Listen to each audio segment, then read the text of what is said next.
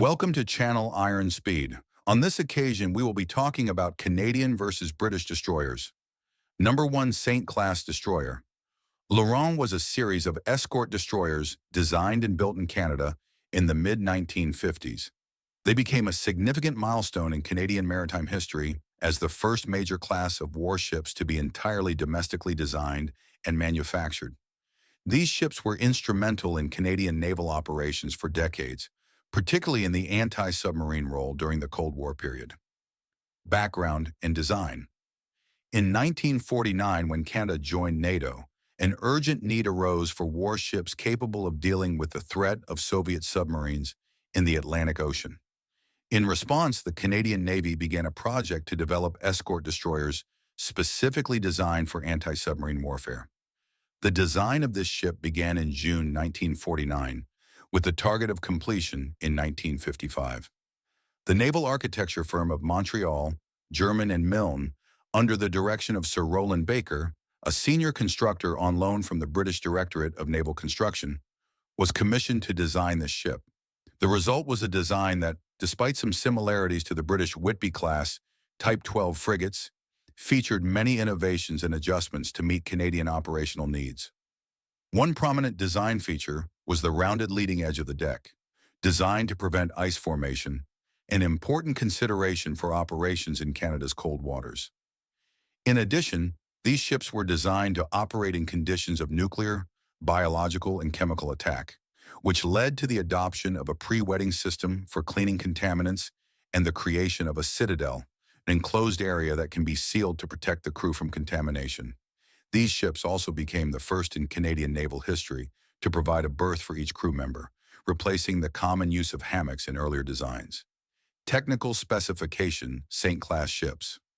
Laurent had an overall length of 366 feet, about 111.6 meters, a width of 42 feet, about 12.8 meters, and a draft of 13 feet, about 1.3 meters, 4 meters. Their standard submerged weight was 2,263 tons, with a full submerged weight of 2,800 tons. They were equipped with 2 Babcock and Wilcox water tube boilers that produced steam pressurized at 600 psi at 850 degrees Fahrenheit. This steam drove 2 steam turbines connected to 2 shafts, generating a total power of 30,000 horsepower, allowing the ship to reach a maximum speed of 28.5 knots. Their operational cruising range is 4,570 nautical miles at 12 knots. Armament and equipment. At the time of their launch, these ships were armed with 2 twin 3-inch L50 caliber guns mounted in 2 mounts, capable of firing 50 rounds per minute up to a range of 7.9 miles. In addition, they were equipped with 2 single 40mm Bofors cannons for additional air defense. For the anti-submarine role, these ships were fitted with a pair of Mark anti-submarine mortars, stern-mounted 3-barrel NC-10 Limbo. Although the initial design included space for a long-range torpedo, such as the Bitter, Mark 20E, or the US-built Mark 35, this torpedo was never fitted. Conversion to helicopter escort.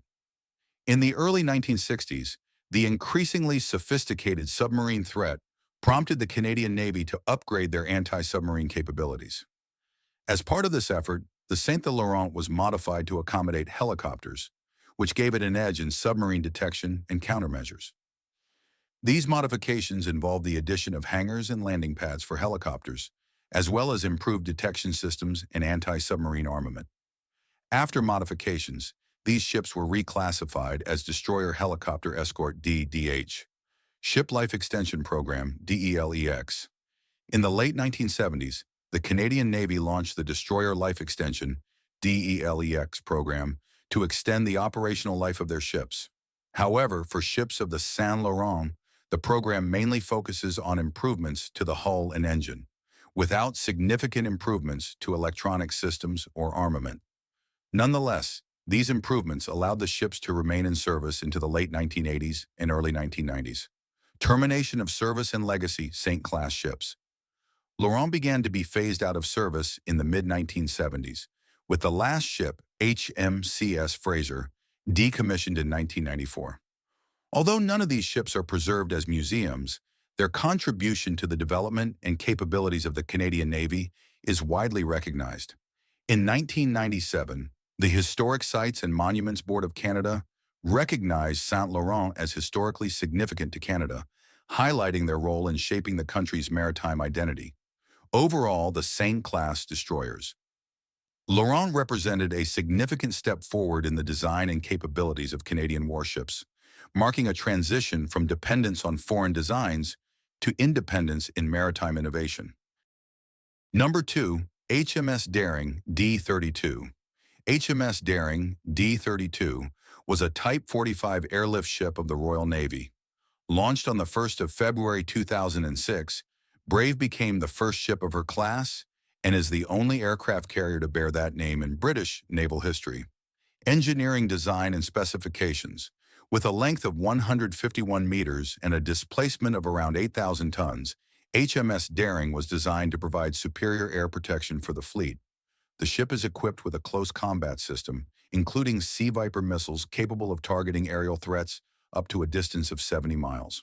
In addition, dare to choose a 4.5-inch caliber main gun, Phalanx CIWS melee treatment system, and various other things to deal with diverse threats. Operational history. Following commissioning on 23 July 2009, HMS Daring is active in a variety of global operations. In January 2012, Daring was deployed to the Persian Gulf to support maritime security and anti-piracy operations.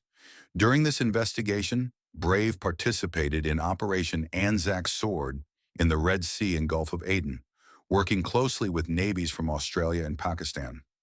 In September 2013, Darling traveled through Panama for an investigation in the Pacific Ocean, including visits to naval bases in San Diego and Pearl Harbor.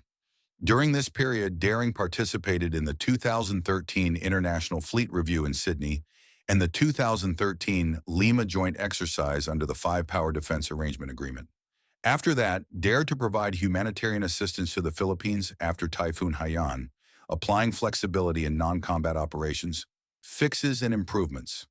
In 2017, HMS Daring entered a period of improvements and upgrades to improve its propulsion systems and operational capabilities. In September 2021, Daring was seen from Portsmouth to Camel Laird Shipyard in Birkenhead for the installation of new generators as part of the Power Improvement Project.